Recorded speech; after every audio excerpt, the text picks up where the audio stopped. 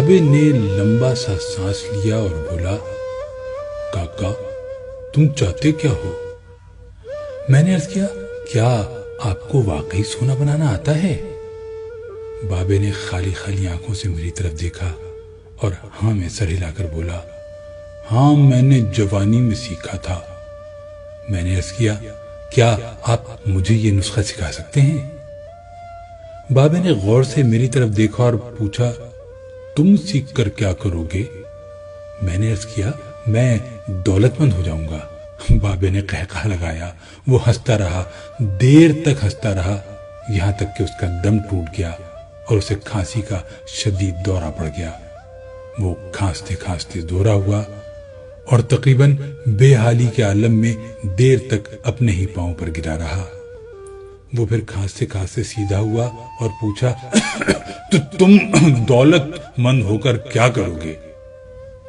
میں نے جواب دیا، میں دنیا بھر کی نعمتیں خریدوں گا۔ اس نے پوچھا، نعمتیں خرید کر کیا کرو گے؟ میں نے جواب دیا، میں خوش ہوں گا، مجھے سکون ملے گا۔ اس نے تڑپ کر میری طرف دیکھا اور کہا، گویا تمہیں سونا اور دولت نہیں، سکون اور خوشی چاہیے۔ میں خاموشی سے اس کی طرف دیکھتا رہا۔ اس نے مجھے جھنجھوڑا اور پوچھا، کیا تم دراصل سکون اور خوشی کی تلاش میں ہو؟ میں اس وقت نوجوان تھا اور میں دنیا کے ہر نوجوان کی طرح دولت کو خوشی اور سکون سے زیادہ اہمیت دیتا تھا، مگر بابے نے مجھے کنفیوز کر دیا تھا اور میں نے اسی کنفیوژن میں ہاں میں سر ہلا لیا۔ بابے نے ایک اور لمبا قہقہ لگایا اور اس قہقہ کا ایک اختتام بھی کھانسی پر ہوا۔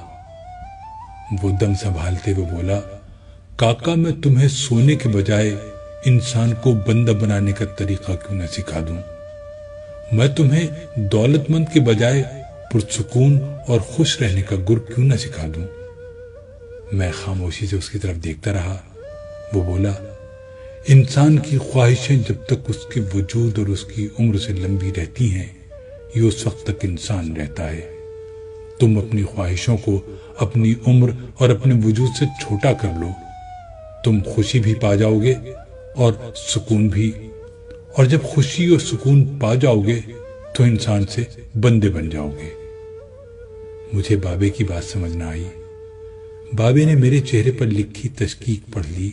وہ بولا، تم قرآن مجید میں پڑھو، اللہ تعالیٰ خواہشوں میں لتھڑے لوگوں کو انسان کہتا ہے اور اپنی محبت میں رنگے خواہشوں سے آزاد لوگوں کو بندہ۔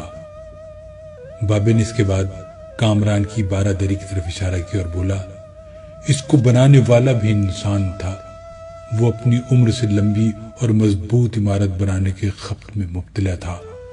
وہ پوری زندگی دولت بھی جمع کرتا رہا، مگر اس دولت اور عمارت نے اسے سکون اور خوشی نہ دی۔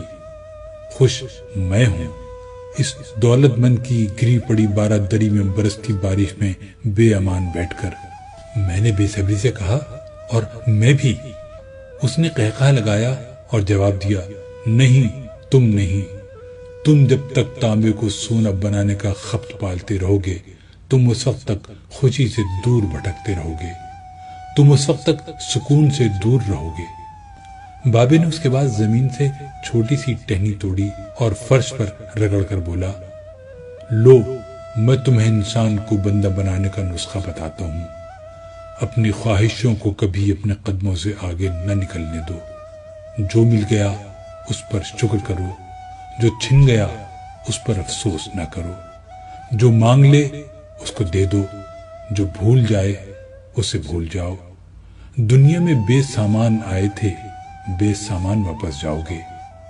سامان جمع نہ کرو، ہجوم سے پرہیز کرو، تنہائی کو ساتھی بناؤ۔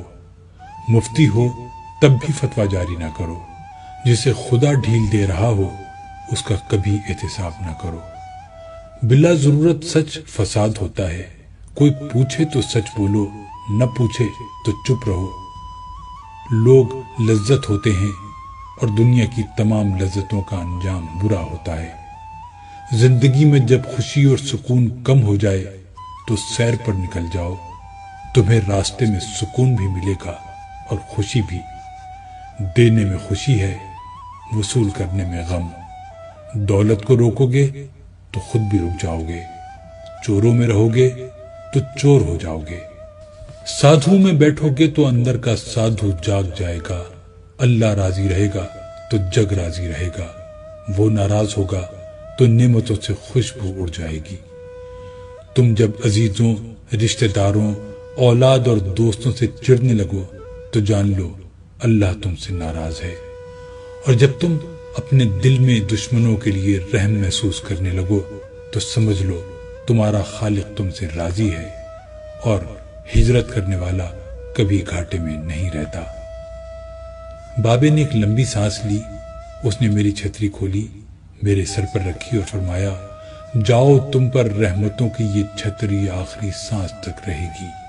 بس ایک چیز کا دھیان رکھنا، کسی کو خود نہ چھوڑنا، دوسرے کو فیصلہ کرنے کا موقع دینا، یہ اللہ کی سنت ہے۔